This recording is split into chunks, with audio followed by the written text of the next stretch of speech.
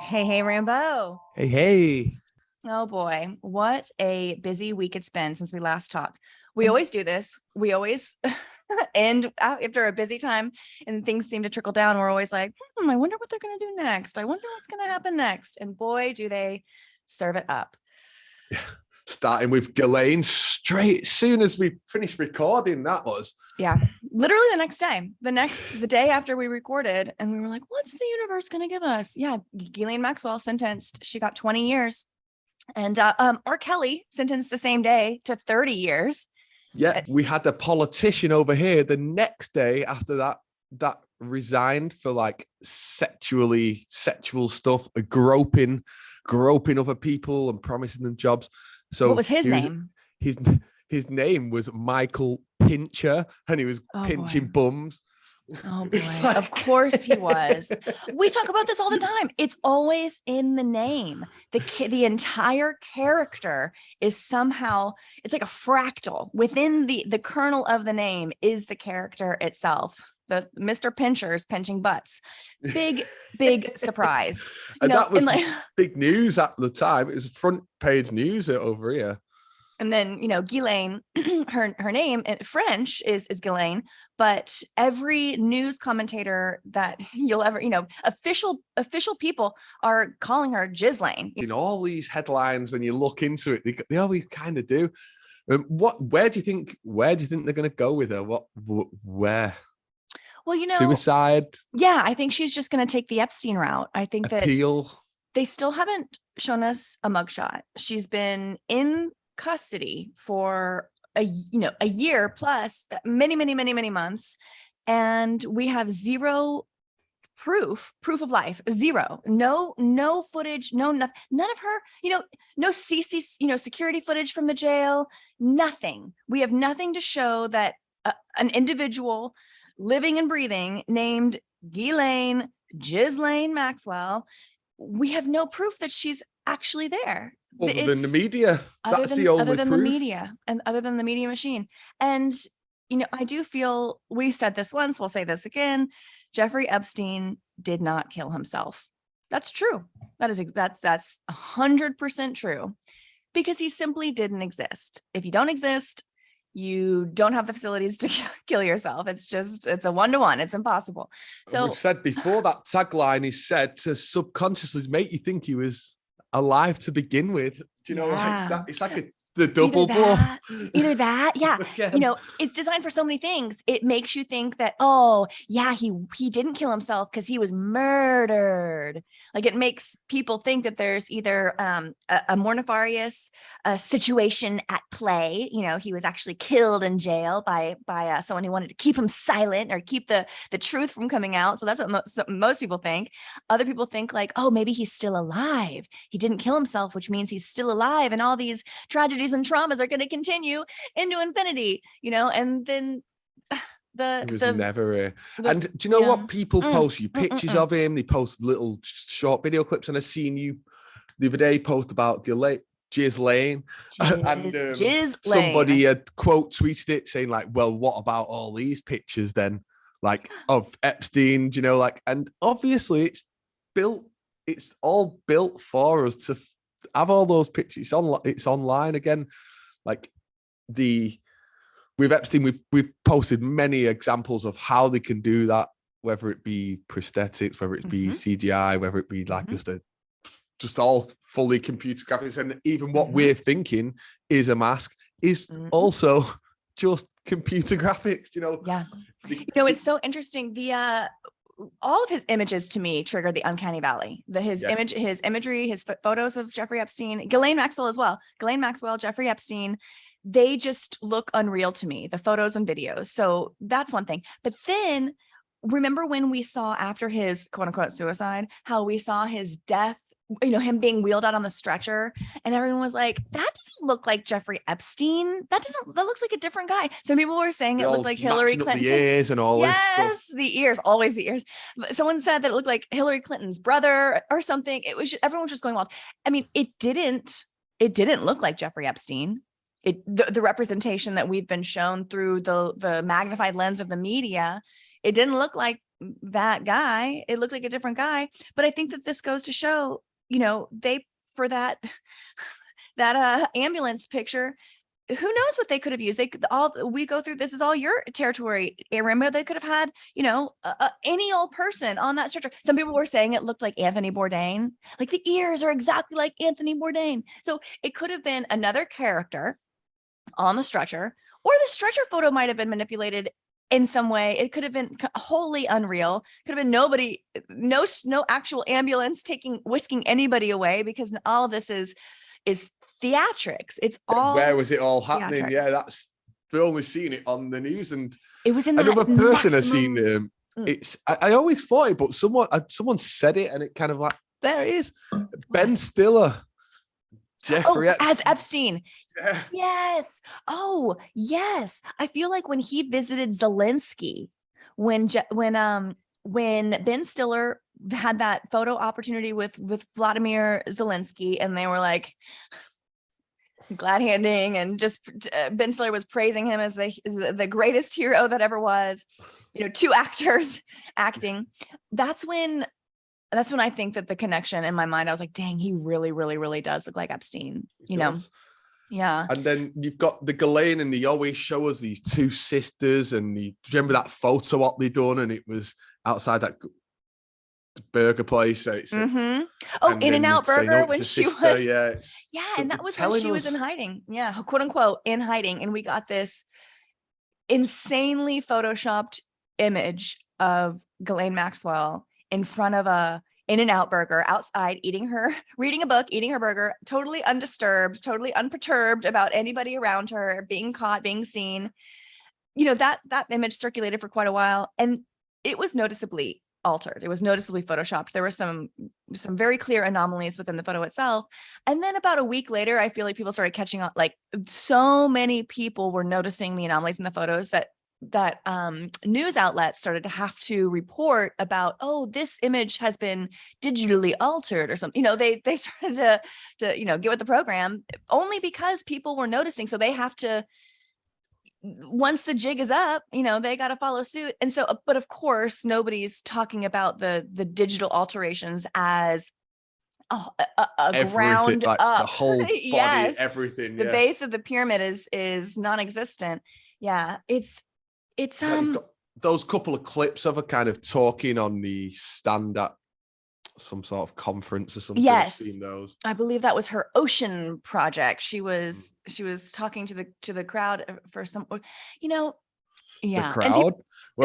We never see the crowd. Exactly. She appeared to be giving a speech to an audience. That's what assumptions. Our brain makes these assumptions when we're presented this imagery, or these little bits and bytes. Our brain will fill in the rest. So you see Ghislaine Maxwell on what appears to be a stage, speaking to what appears to be an audience, even though we don't see anybody in the audience. But your brain kind of makes that connection. Oh, she must have been in front of people. She must be real. She's been given speeches. Yeah, so we've got all these pictures, all these videos. For anyone who's new to listening now, could you explain the legal side of things of how they become fake, and how that person that we're seeing on screen and on pictures can have all this, have a real name and have properties and have court cases, how they can appear. Yes. Okay, so my initial crack in the illusion for me was triggered by the Uncanny Valley vibes of the photos. I just started registering the photos of Jeffrey Epstein and Ghislaine Maxwell as unreal. And that was undeniable, even though I didn't have yet, a broad understanding that I do now, that I carry with me now. The initial crack, that first spidering in the ceiling of the glass ceiling, was that they did not appear real. Okay, so soon after that, I started putting two and two together for a lot of things. How do they do this? How do they, if they're not real? Like, how does this sustain? And I realized that there is an entire world within the legal system to allow for this. It's called legal person, legal entity. There's natural people that are, born into this world. You and me, we're a natural born person. And we have a whole host of rights and responsibilities, and we can enter into all sorts of contracts and all sorts of endeavors, and all of those contracts and endeavors are tied to our natural person name, me. So I can buy a house, I can get married, I can get into extraordinary amounts of debt should I choose. I can do all these things, and I'm on the hook, me. Well, there's another avenue for this. You can set up a legal entity. Anyone can do this. A corporation could do this, a group of people can do this, or an individual can do this, but a legal entity can be set up that is granted all of the rights, restrictions, and responsibilities through the legal system that an individual, a natural born citizen, you or me, would be granted. And this legal entity can enter into, like I just said, contracts. It could buy real estate, get into extraordinary amounts of debt, win the lottery. Win the lottery. Yes. And it's speaking of win the lottery, Zorro Trust, the trust company that owned Zorro Ranch, Jeffrey Epstein's ranch in New Mexico, Zorro Trust won the Oklahoma Powerball more than once. They won the big prize of the Powerball more than once. A trust account.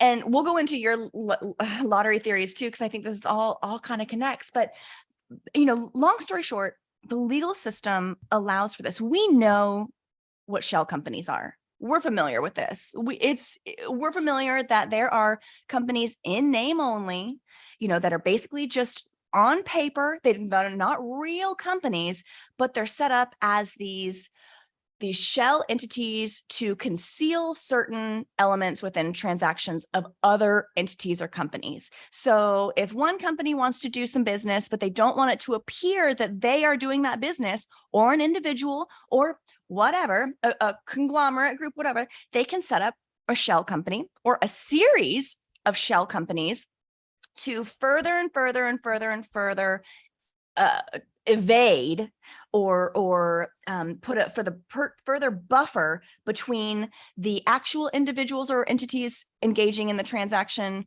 and anybody searching for what's actually going on. So the shell companies actually provide a bit of protection and privacy.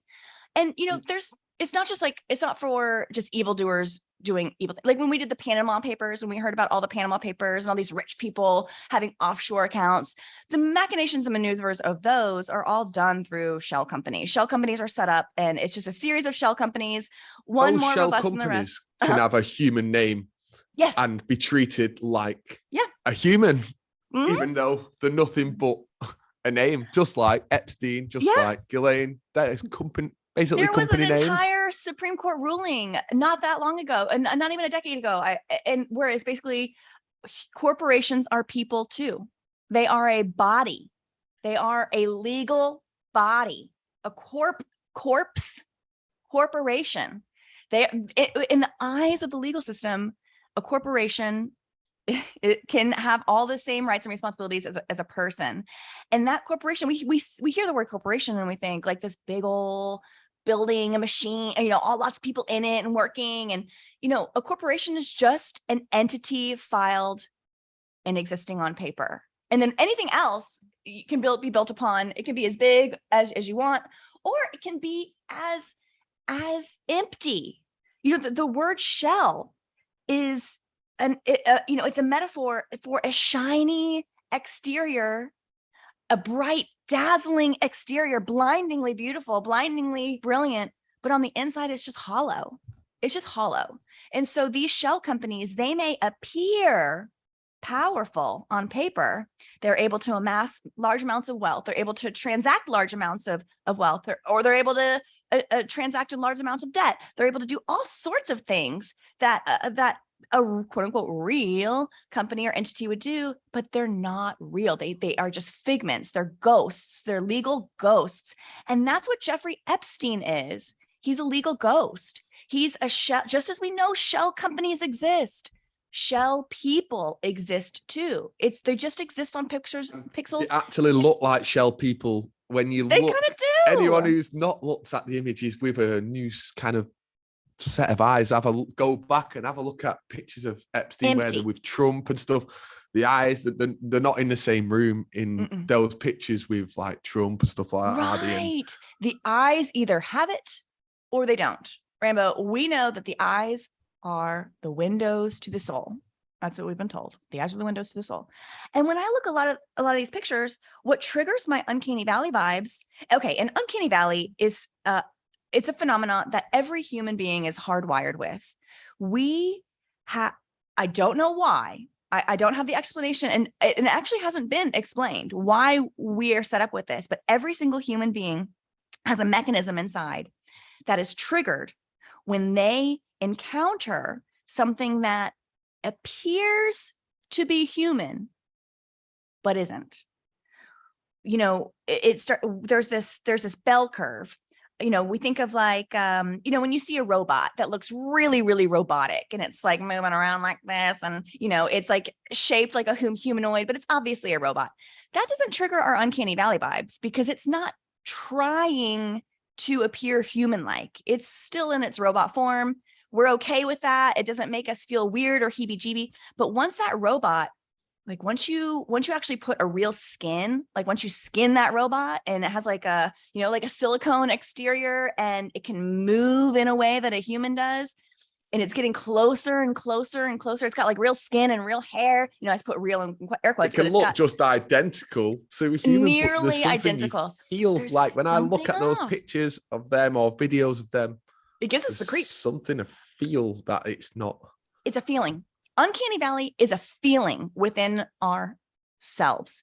And if we feel it kind of in the pit of our stomach, it's like a heebie-jeebie vibe. I don't know how to, it's like creep factor 100. We just get this like sinking sensation in our tummies when we encounter something that is almost real. Like it's like on the verge of being real, but you really can't replicate it. You really can't replicate to this point, like there's a separation.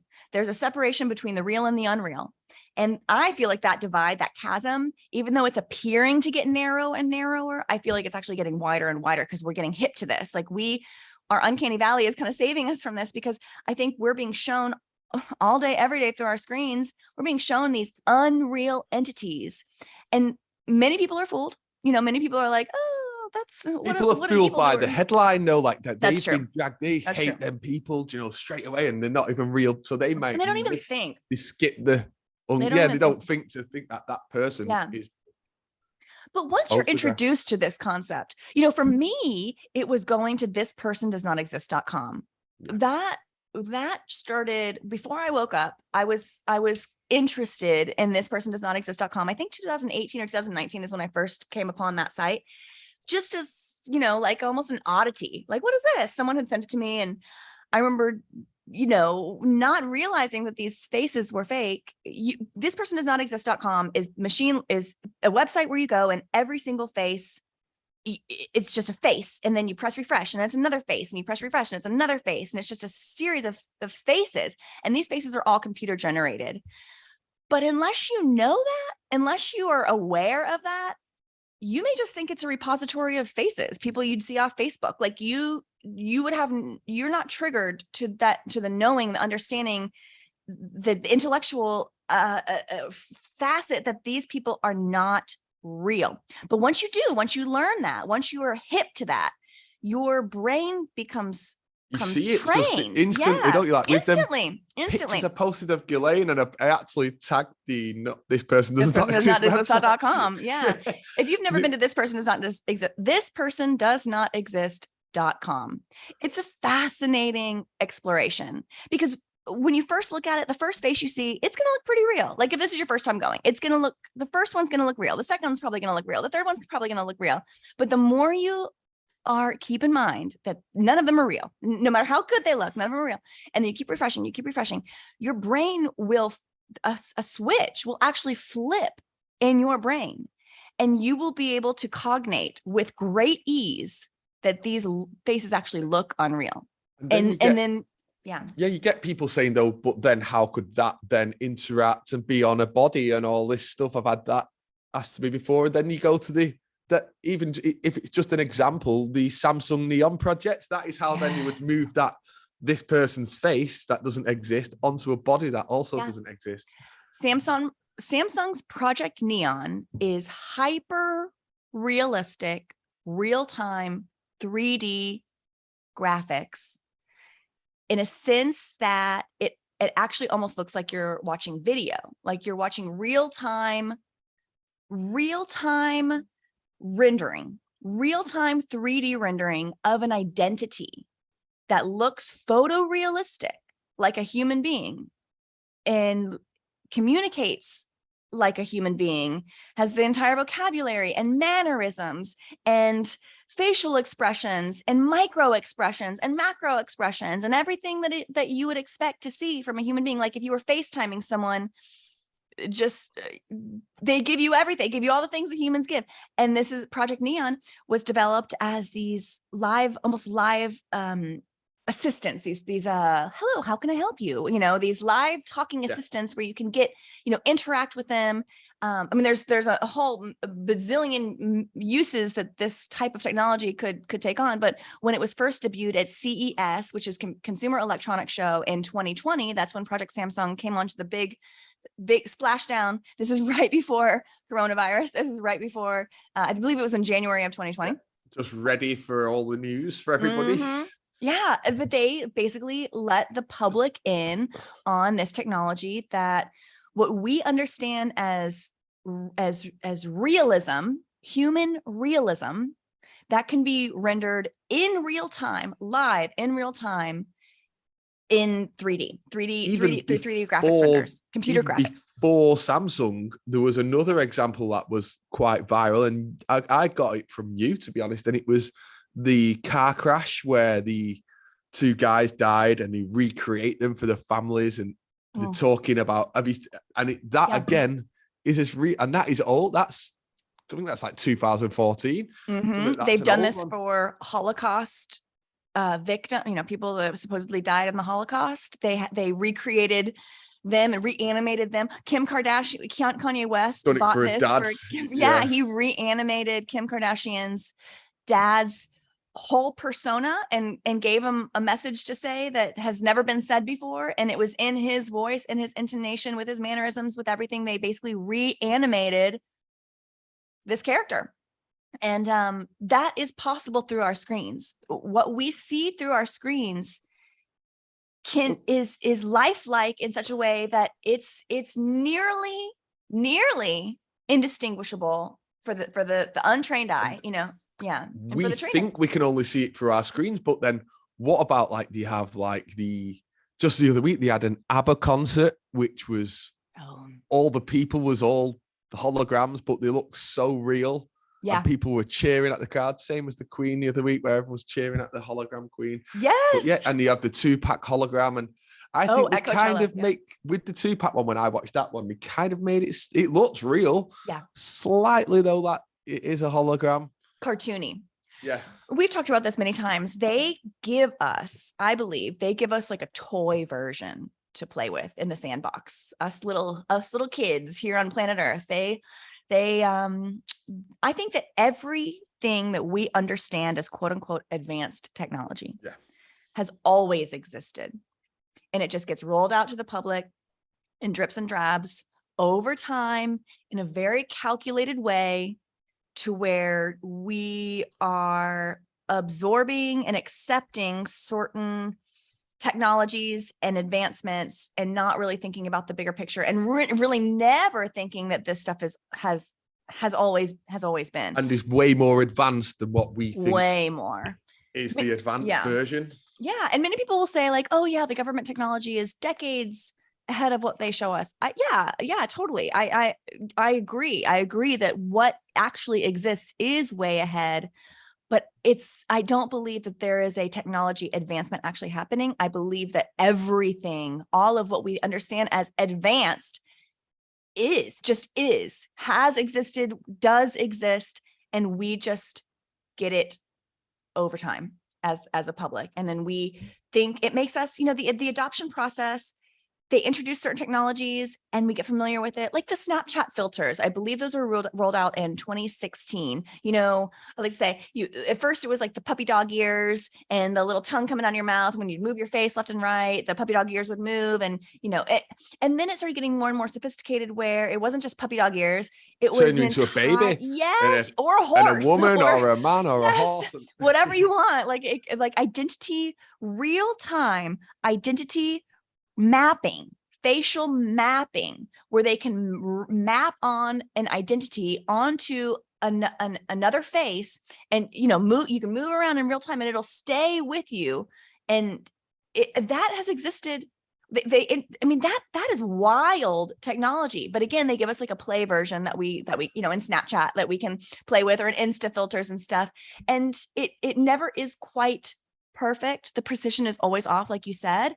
And again, that's so we believe that all that exists is this imperfect version of the technology, but that we think we can recognize, but we can't. Like, do you remember that video that kind of went viral? And there's this guy and he's talking, and then he goes, "And this isn't even my face." And then his face changes, and he goes, "Neither is this one," and his face changes again. And he's got the pen. He's holding a pen, and he's like, "Neither is this pen. Neither is this pen. Everything's fake." But at the first impression is it's all real. Do you know? Yeah. And there was Will Smith did a similar one where he's like, "Hey guys, I'm here on the beach," and then all of a sudden he's like, "No, I'm not. I'm in a blue screen. No, I'm not. I'm in a whatever." And it just kept getting the levels of unreality. It's like a mockery. I think it does kind of feel like a mockery. Yeah. Wholly unreal. I mean, this was our original. We've never really deviated from this original kernel of exploration, that what we are being shown is a simulation of reality. It's unreal. It's we're being presented through our screens all day, every day, through all of our devices. We're being projected an unreality that we have accepted as reality. We've onboarded this simulated reality. Yeah, and we believe it and we live it. And it affects us so deeply. It affects our whole, we just had, so it's today we're recording on the 5th of July. Yesterday was the 4th of July here in America. It's like, our biggest holiday, Independence Day, the birth of our nation in 1776. It's a day to celebrate freedom, quote unquote, independence, quote unquote. Well, before we even get into like what happened there was like all these mass shootings that went down, and these parades. And when I say mass shootings, I'm using them in air quotes because I do not believe them to be actually real traumas and tragedies. I think that they were all manufactured chaos events to make things seem really scary for the people that were actually there, but no real trauma was perpetrated. Just a really chaotic scene. But just the notion that our country as a whole is celebrating independence and celebrating freedom, when in fact we are prisoners. We are prisoners of our own minds.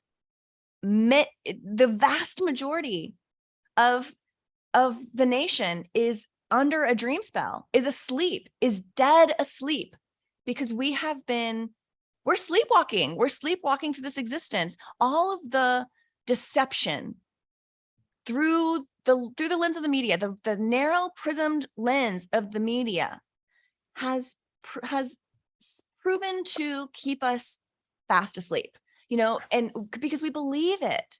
We believe not independent and not free. Yes, you're relying on the news and you're doing basically what it's telling you to do. Do you know? Yeah. And like this, was there like a shooting yesterday? What was it, like 6 people died, and the guy I've only seen it briefly, the Robert Crimo. Rob Crime the third. And he looks wholly unreal. Of course, just look at his pictures. I don't even want to talk about this guy, honestly, because it's so unreal. It's comically unreal. The name, we talked about the name, the kernel, we opened up at the top. The character is in the name. His name is Crime, Rob Crime, like theft Check that picture out, anyone who's yeah, oh my God, that's so fake. It's and so you know fake. what? It's that the blue background again, the same as the Sandy Hook guy, the same as the Nashville guy, the he same looks as like the Sandy Hook guy. The Uvalde shooter, and this guy, it's like they're having a laugh, to be honest, I'd say. Yep. And you know, it seems to get worse. And the 4th of July is all about fireworks and stuff. And fireworks can sound like gunshots. They really can. They can sound like big booming. One could mistake a firework for a gunshot, or the other way around.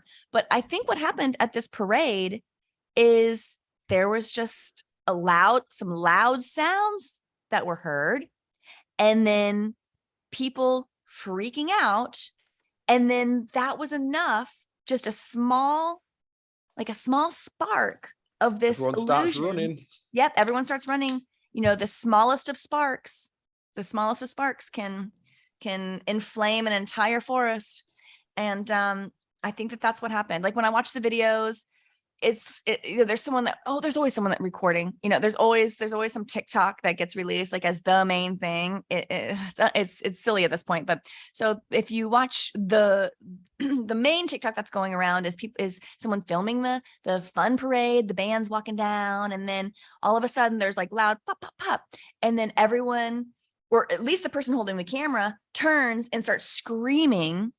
And then chaos begins to ensue. But if you actually watch the video, when they turn the camera and start screaming, there's a couple of people sitting next to them, and they don't register or react to anything. They're still smiling and clapping. So they're not.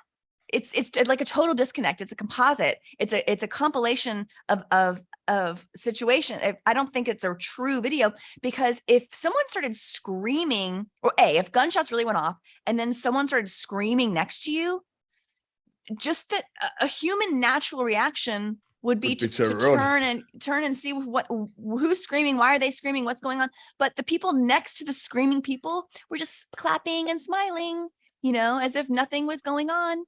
And it was just, use TikTok though for those reasons, don't they? Because it makes it real. We can all use it. We can all make videos on it, but they use it quite a lot. And that incident, I haven't even really had a look, and I just got the name. I seen the name, which is funny, but that picture's hilarious. Might post that in a bit alongside a few others. It reminds me of this meme from a long time ago where there was like a leprechaun, like a news station was reporting on like a leprechaun on the loose or something, like a crime. Have you seen this man? And it was like a drawing of a leprechaun. Ridiculous. But that's what this new perpetrator looks like. It looks like a drawing. It looks so unreal. It's so cartoon-like. He's got this big tattoo. He's got a big tattoo of a rose on his neck. Oh, guess how old he was? It was Was he 33? Nope, 22. It always is when it's the shooting stuff, isn't it? The terrorism kind of instance. It's always a 22 there every time. And that big rose on his neck, rose is shorthand for deception. Sub rosa means in Latin done under the guise of secret, anything done in secretive. And so, it's deception. This is all just, do you know what else? Deception. Do you know what day it is today? We're talking about deception. CERN Day. Oh, today's the day that they're supposed to turn it back on. Yeah. Yes, right? for the first time in 3 years, they're doing now run 3. Oh boy. 33. What do you think is CERN? CERN? I think it's just a big hoax, and there is no CERN. Me too. Oh, for sure. Because it's too, it's been people talking about it for days and days. I think it's just another lie. And do you remember the year Tom Hanks went there and the headline was Hollywood comes to CERN? Yeah. Hollywood is CERN. Yeah. I think it's all fanciful illusion. And they have that big statue outside, that satanic kind of thing, what everyone Shiva. kind of point. Yeah. The destroyer. Shiva the destroyer. I'm not sure at all. And inside me, I feel CERN doesn't exist. And if you look inside, when you've seen the little clips of what's inside, it's just all tinfoil, like the moon landing. Yeah. I think it's all theatrics, scientific theatrics. And they always tie CERN which is, I'm not sure what CERN stands for, but it is the European Organization for Nuclear Research. So maybe in Switzerland, those words actually make CERN, but I don't believe in nuclear. I don't believe that nuclear technology is the big bad boogeyman that they have always set it out to be. So they're already that it's like this nuclear research lab or whatever. That's already like a number one red flag for me. It comes after Pride. They could bring us something now, right? And say, oh, it was CERN, like this was because of the CERN. And then they've done a thing with it. Pride comes before the fall. Pride month. And then now Pride CERN. month ends, and then bam, the run 3 of CERN. Yeah. And CERN, within the conspiracy community, CERN always gets tied to what? The Mandela effect.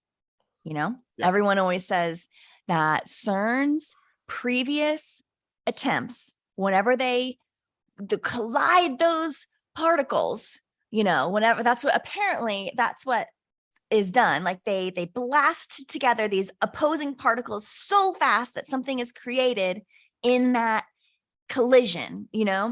It's the Large Hadron Collider. So they're colliding these elements at incredible speeds, and something is supposed to combust, and something is supposed to happen in that collision. I don't think any of this is true, but they say that whenever they've done this in the past, that is times that where our timeline, the power is so intense that it actually creates a whole new timeline. And that's what gets our Mandela effects. I do feel they're going to bring something from it. I do feel like whatever they're saying, there's a reason why they're letting everybody know, and it's like big news that this is going to be run 3. And it's think this so they can say, oh, this is, or let conspiracies come out that, oh, this has happened because of the CERN, Yeah. Wouldn't that be interesting if the aliens come and it's like, oh, we shouldn't have ran that CERN the third time. So when you type it in, one of those little tabs on Google is, can CERN open up a black hole in the sky? That's like one of the most asked questions. That's interesting. So the third run of CERN is expected to go on for the next 4 years. So it's not just a single wham, bam, thank you, ma'am, and done, where they try to collide and then, hit it and quit it. It is an ongoing cycle, apparently. But I don't believe what they're doing is actually real. Okay. So what you said about the black hole, that's dark matter, which is invisible matter believed to exist from observations of the cosmos. Like NASA looks out into space and they're able to observe these large areas, large portions of dark matter, which the black hole concept is that there's no light within it. But it's a mass of extraordinary energy that's sucking all of the contiguous energy into it. And basically once something goes into the black hole, it never comes out. I don't believe in outer space. So all of this just sounds like a cartoon. All of this, the framework around CERN sounds cartoonish to me. It all does. Like everything that CERN is concerned with is fiction. It's all fictional. It's all fictional. I don't believe they're doing actual real scientific research for anything here on the planet other than keeping us asleep through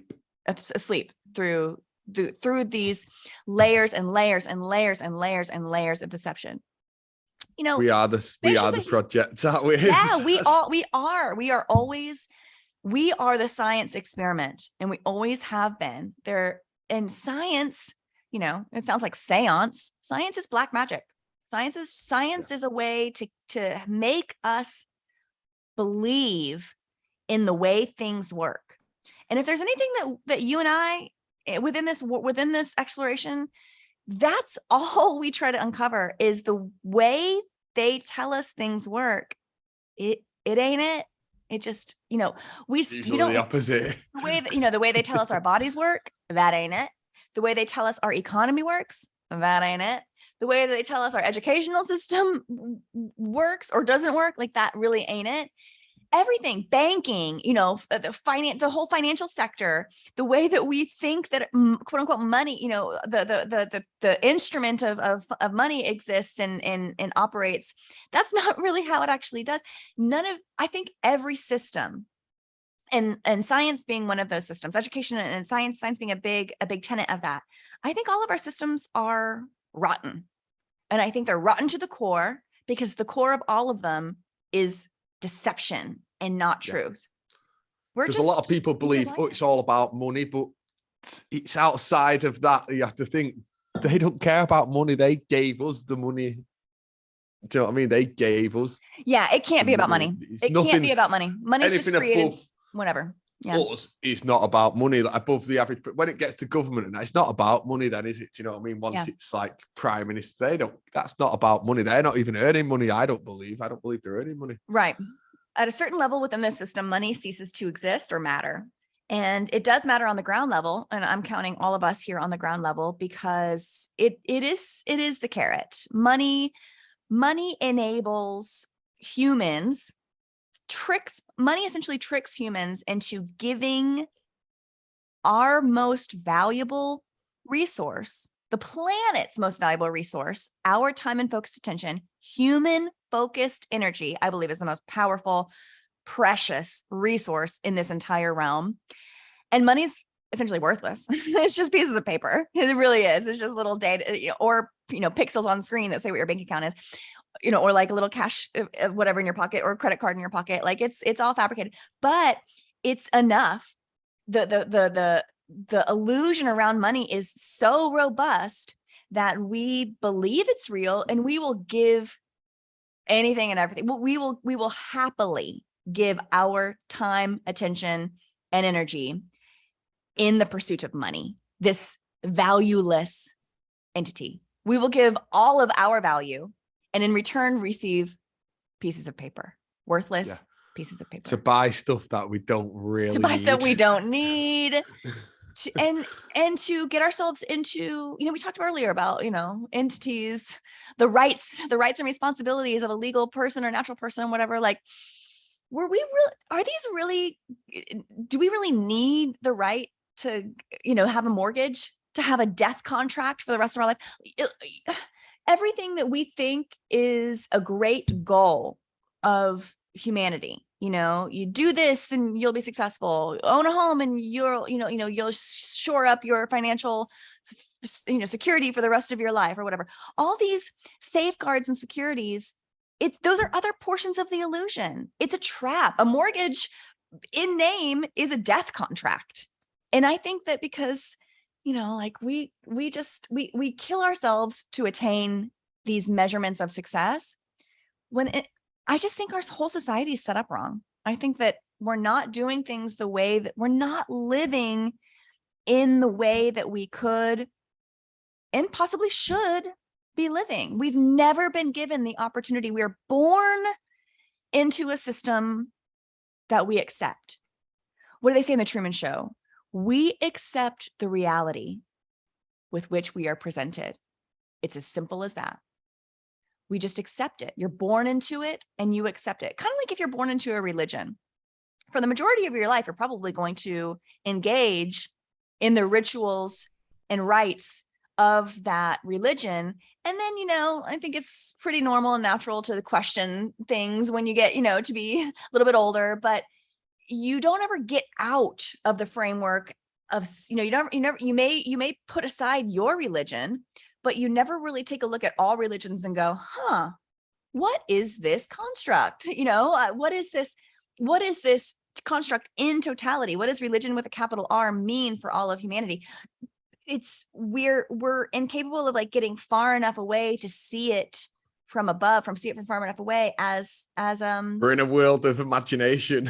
We really are. Have you the song Pure Imagination? Yes. Come with me and you'll see. Come with me. What's that from? What world of pure imagination. Yeah, is that Willy Wonka? Yeah. That's Willy Wonka. Yeah. Well, I was gonna bring up Disney. What you imagination will defy explanation. Oh, read that again. Do you have the lyrics up? I want to hear that. It says, come with me and you'll be in a world of pure imagination. What you see will defy explanation. Yeah. It really does. But we won't know to even question. People don't even know to question.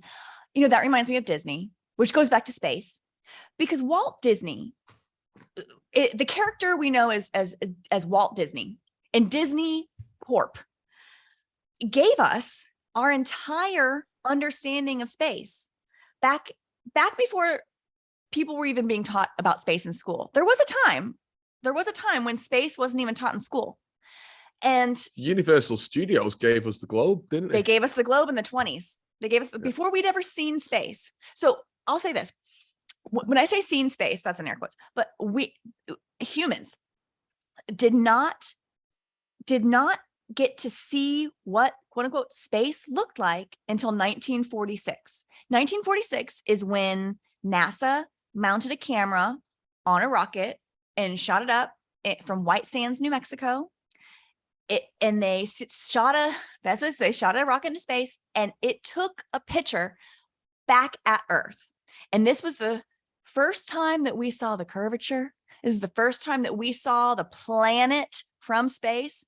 This is all in air quotes. I don't know how to emphasize that enough, because I think this is all imaginary.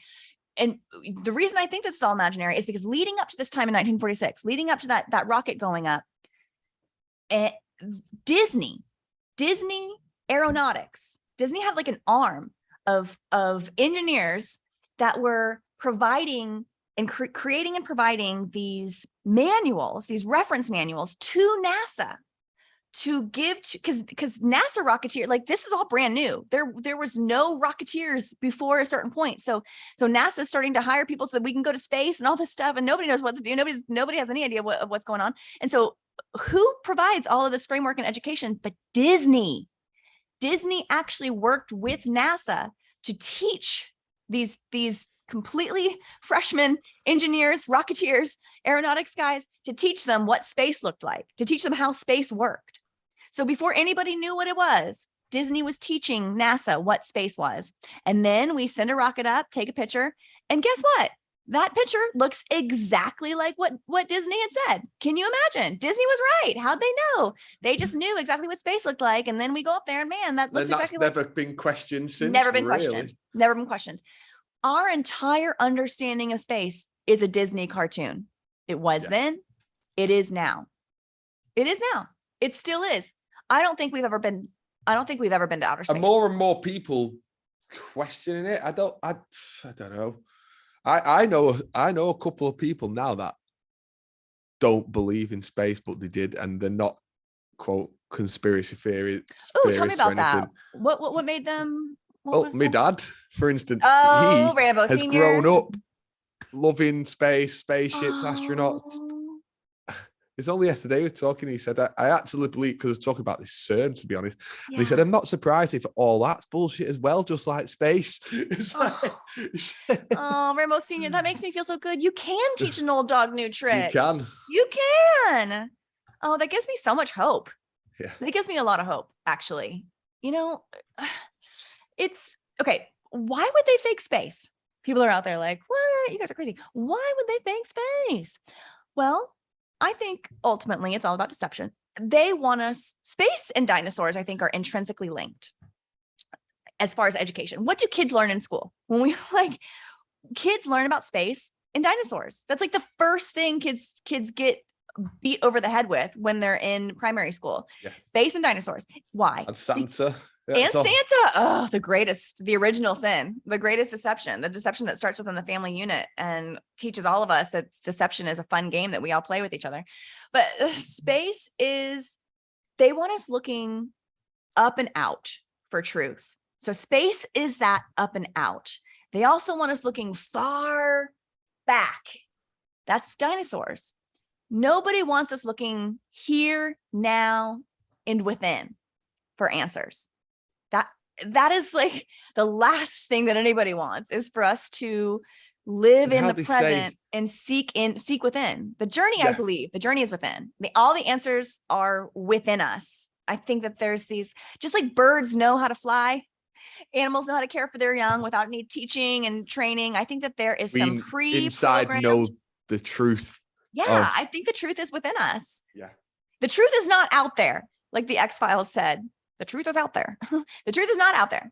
The truth is in here for all of us. It's within us. I do believe that there is a great sea of awakening, a great sea of knowledge that is within our body systems, within our hearts and minds, all just waiting for us to discover, just waiting for us to come to the realization of. And instead, they've got us looking as far out as possible, literally outer space, backwards and backwards. Anyway, yes, up, back, forward. It's all about the imagination again. You get your imagination going, stars and rocks everywhere, and obviously they wouldn't lie. Like, how many people would have to lie to make space real? The same amount of people that lie about. We do the lying. We lie. Like Santa Claus. We don't realize it, but we lie. All those people. Like, as a kid, you'd think, well, surely everyone would have to be in on the lie, and they are. And I know someone that works at NASA. That works at NASA, and what do? They just check numbers that are fed to them. They just check math. That is their entire job. Is they are given a set of data points from another department. They cross-reference that data with the applicable applied physics, with the maths that they are measuring against, with the thrust and the rockets and the acceleration and then this and then that. And then they check the work, and then they send it on to another department. They have no idea who is providing these numbers. It's all just, and NASA works. The brilliance of NASA is everything is siloed. No single department knows what another department is doing, or really who's responsible for that department, or what's really going down in that department. And it's so siloed that you really can't see the whole picture. And so this individual who's brilliant, very, very smart, a space rocketeer or whatever, like a astrophysicist, seriously, like they are an and that's always been like the joke, like, well, they're no rocket scientist, as if rocket scientists are like the smartest people on the planet. Well, this person is a rocket scientist, and they simply cannot see the illusion. I mean, they're so close to it, but they also can't see that within the framework of their career is just education. That's true. You get locked in. That they know more, than the average person could, or the common sense could tell. Yeah. Like, it's all down to common sense, I think. And maybe education, the more education you get, the more you feel like the person who isn't educated by the book, more than. But it's not true. We understand this with physicians, people that go to medical school and then are practicing doctors and things. Doctors don't really understand the body. Like, the medical profession does not understand the human body. We're so far from true understanding of how our body systems work. But because they've had this incredible experience of education and are now like $500,000 in debt, and they've been through this like boot camp basic training essentially with their residency and all this stuff. It's really rigorous, and it kind of breaks the mind and spirit, by how difficult it is, and working these like 48-hour shifts, and it really breaks the human psyche. And I think that is all a way, this treachery that, they have to wade through this really treacherous waters to get to the other side, to get to their, degree or whatever, to get to be a doctor, to get that lab coat, that white coat ceremony, that they're bought in. They're so bought in that they can't question. The person who hands them that degree would not lie to them. Right. But the government who they've got the degree off wouldn't lie. Do you know what I mean? And, all those textbooks. Yeah, they've gone there. We are educated. We are the most highly educated that we've ever been, and educated in the sense of we have gone to school, but the education system is just a really complex brainwashing device. It just teaches us, first, it just teaches us to fill our time with 8 hours a day doing busy work, that we have to be, it prepares us for a profession, prepares us for like a typical office job. You get up, you go to school, and you're in school for 8 hours, and then you go home, and then that's quote unquote your free time. And that's what you fill with all the hobbies and activities and outside of, and then as an adult, we do the same thing. We get up, we go to work, punch the clock in, out, out in at 8, out at 5 or whatever. And then we get home and that's when we fit. That's our time, And I think that if we didn't have that like training for all those years of kindergarten through, high school and some, many people into college and graduate degree and all that stuff, if we didn't have that training of how to like fill our time in this way, we wouldn't sign up for these 9-to-5 jobs. Like that would be the idea of giving all of that time away and only having like our time at like the last hours of the day and the first hours of the day. That would be completely ridiculous to us. But, we've been taught and trained through school that this is totally normal, that this is the way things go. And we acclimate to that experience. And I think the majority, I think pretty much all of the modern workforce is basically babysitting for adults, is a place where we go and give our time, attention, and energy so that we're not thinking, we're not able, like, again, it's just ways to keep us away from ourselves. Concentrating on something that isn't actually. I don't really think any of them. It's not even. It doesn't, like a lot of our professions. But we've been made that really we matter. have to go. We have to go there. Yeah. Otherwise, you can't live in your home. You can't eat. You can't. Right. So the grand threat. You're in a cycle, yeah. So it's insolvency. Yeah, everyone believes that if they were to give up the security of the workplace, of their job, that they would become insolvent and the world would fall apart. And that threat is so clear, the clear and present threat of insolvency, and everyone's got these big mortgages and car payments and debts up to their eyeballs and, student loan debt and all this stuff. It's like we are just drowning. We're just drowning as a society in all these responsibilities that we've entered into. And all of that keeps us hooked in. All of that keeps us hooked into this system where we believe that there's no other way. There's no other way to do it other than this way that it's being done. And that's just the only way. And, to anybody out there that's like, well, what do you mean none of it's real? There is real consequence. All this illusion does create real consequence. If I don't pay my rent, I'll get kicked out. That's real. That is real. So money is real in this sense that there are real consequences within it. But our relationship with money, our understanding of what money is, I think is entirely flawed. It all comes from belief, doesn't it? Like the majority believe. Yeah. That's all that matters. The majority rules. And if the majority believe that is all real and we need, then. Right. And they don't call it currency because currency means money. They call it currency because currency means energy. And a current is a measurement of energy. And a currency is the flow of that unit of energy, a current, an energetic current. And I believe money is an energetic current that flows in and out of us. We are these little node points within the energetic flow of the currency. And I think that our relationship and behavior around money dictates our bringing in and bringing out of money, or the inflow and outflow of money. And I think a life hack with money is generosity. Actually, I think that we can, and I think money is magic. This sounds so woo-woo, but I do think that money is magic, and it is a property that if we are able to decouple our like tight vice grip on this money, like, oh, I can't do this because money, I can't do that because money, I can do anything because of money, that's a prison that you've constructed for yourself. And I think that if you can reframe your understanding of what money is, the tool, the value, the property, the power of money, I think that it will come in and out of your life in a different way. And I think generosity of like a currency, like a real flow in and out, a real flow of this energetic current. And I think that, it's the carrot on the stick. It keeps us forever marching forward, unquestioning, and never quite reaching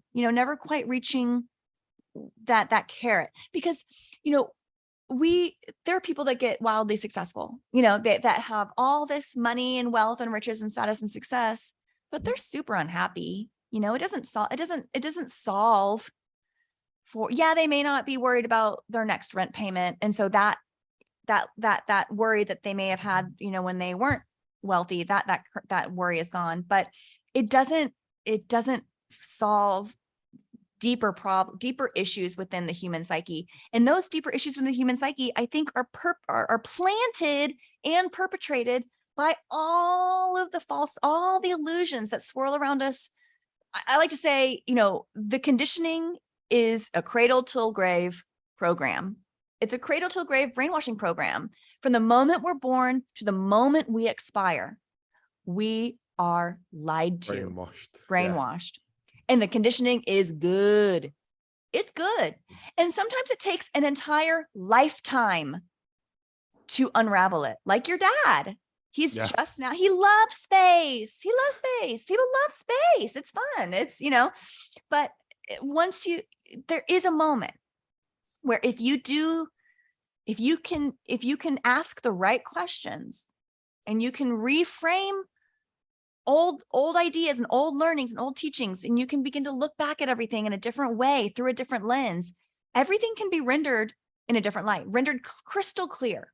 All the blurriness of life can be rendered crystal clear with a new lens. It's not as complicated as we're made to it's believe, actually quite simple. Once you realize this stuff is unreal, it starts to look super comical. Even the most heady of like the New York Times, reading the front page of the New York Times. I used to be obsessed with reading the New York Times. Like I had a subscription to the Sunday Times, and I thought that I was so smart. And now when I read the front page articles on the New York Times, it's so obvious, the doublespeak, so obvious, the illusion, the spell casting from the headline to the photo, to the main head photo, to the ages, the numbers within, all the detailing. The truth is right in front of our faces that this is unreal, but we are blinded. We are literally blind to the truth that is hiding in plain sight. It's just hiding in plain sight. And I think that there's nothing wrong with our vision. Our vision's fine. It's our comprehension of what we see. Our eyes just take in the data. But our brain is what processes the information. And I think that our brain, the human mind, the human brain structure is fallible. It's open to illusion. We know this just by the sheer fact that optical illusions exist, where you can go like, whoa, how'd they do that? Optical illusions. And there's a whole slew of types of optical illusions. The dress, the shoe, the blue dress, gold dress. Yeah. The shoe that changes color. And those are just like, that's just one specific type of illusion, but there's a myriad of types of optical illusions. There's categories of optical illusions because each illusion shows us something different about how our brain can be fooled. So we know that our brain can be fooled. The sound, the yin and the yang. The Laurel Yanny. That came out at the same time. I remember the blue dress, gold dress. Yeah, it was around the same time. It just after, I think, the sound one come out over here. Like it was within the same. And what did that teach us? It taught us that all of us can be experiencing reality in a different way. Some people see blue, some people see gold. Some people hear Laurel, some people hear Yanny. Like every single individual can be experiencing this world through their own comprehension. And we can be experiencing a different world. Some people see blue, some people see gold, like same dress, different expression, through the mind, through the individual minds, a whole different reality can be rendered. And that's so important to recognize. That is so important to recognize that I think that the majority, all these falsehoods are predicated on knowing that the human mind is fallible in this way, is easily tricked, and we don't have our guard up because we just don't realize how easily tricked we are. And even when they tell us, even when they show us so clearly that we are easily tricked, blue dress, gold dress, that's just showing us, hey guys, your brain is so easily tricked. We don't connect the bigger dot. We don't go, oh, what else are we being tricked about? Than what they're telling you. You're that being tricked. You're being tricked into trusting that they're telling. Look how honest they are. Do you know? Why would they lie? Why would they lie? Yeah, nobody believes that we're being lied to. Very few people want to believe that they're being tricked. What's that Mark Twain quote? It's easier to deceive a man than to convince him that he has been deceived. There's something to that. There's a saying in that movie, Simone, and it's like it's easier to trick 100,000 people than it is to trick just one.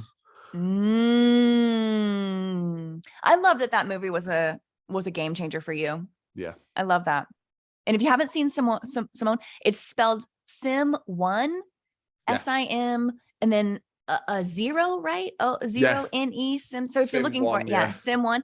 And it kind of goes into all the stuff that we've talked about. I mean, this was a trigger for Rambo's fascination on these unreal entities. And we talked about at the beginning, how do they create someone, a fabricated identity that can fool the public into believing it's real? I mean, Simone, that's the entire concept of the whole movie. The whole plot line is this celebrity that's been created and has fooled the public because the shell, the outer shell is so shiny and blindingly beautiful and bright that nobody would even think to question the hollowness within. And everyone it's a great movie. It's a great movie, and everyone should watch that. Ooh, and guess who else is in that movie? Evan Rachel Wood when she's a little girl. And now Westworld season 4 upon us. She's Dolores. She's Oh, I didn't know. Is that right? Yeah, that's her. That. Yeah, but she's young. She's a young girl in that Simone movie. I'm not sure when Simone came out. But 2002. Okay. 2002, guys. 2002. They're telling us so clearly about these fabricated identities, fabricated entities, celebrities, these stars, these blinding stars. The stars blind us, y'all. I like to say, speaking of Independence Day, July 4th, I like to say that the stars blind us and the bars bind us. People call the American flag the stars and bars. Stars blind us, bars bind us. It's a prison. It's a prison of our own making. And there's this show right now called Severance on Apple TV. And there was a quote that really just struck me as so prescient. And it is, the surest way to tame a prisoner is to let him believe he is free. The surest way to tame a prisoner is to let him believe he is free.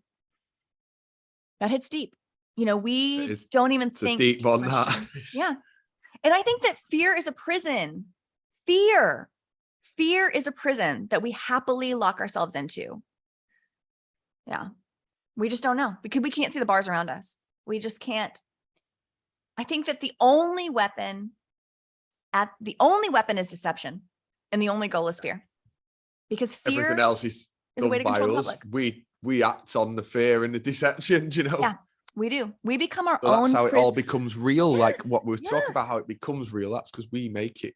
We make it real. And we are our own prison wardens, And this was very apparent in Corona with the masks and everyone getting shamed over not wearing a mask or whatever. We become our own prison guards and prison warden to others, to our fellow man, I'm starting to see more people wearing masks. I know it's getting bad. It's getting big over here too. No, I've not seen anything on the news to say wear a mask, but the more I'm seeing more people wearing them again, like it's a thing. And speaking of virus, fear spreads faster than any virus. I think fear is the virus. Fear infects our minds like a virus, and it spreads rapidly through a population like a virus, like we're told a virus. I don't actually believe in virus. Look into terrain theory and germ theory. This is for another time, but I don't actually believe in that viruses spread in the way they do. But I do believe things do operate like they tell us viruses do spread, the high contagions. And I think fear is one of them. And fear allows a governing body to push us, we the people, past our boundaries without using any force. If they can just get us to be scared enough, we will happily lock ourselves down. Happily. We showed that in Corona. Yeah.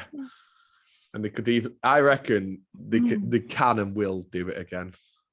Yeah. Well, we got to keep our eyes out, Rambo. Keep our eyes out. Keep our eyes open. And on that note, Everything is fake. Everything is fake. We are real. We are real. Life is real. The experiences that we take on day to day are our own expressions, our reactions to everything. Oh, that's real. But it is guided by falsehood. And until we take the power back, we're just living, we're living in this imaginary land. What was the Willy Wonka again? This world of fascination, imagination. World of imagination. Yeah, that's where we are. Beyond we're literally in Willy Wonka's chocolate factory. Oh my gosh. And it goes back to Trump looking like an Oompa Loompa, like Orange Man. Yeah. Oh boy. Oh boy. They always tell us the truth. They do. All right. This is a good one. We'll talk soon, Rambo. Talk soon. That was Realize Radio Season 2. Thank you so much for listening. And for more, follow us on patreon.com/realizeradio.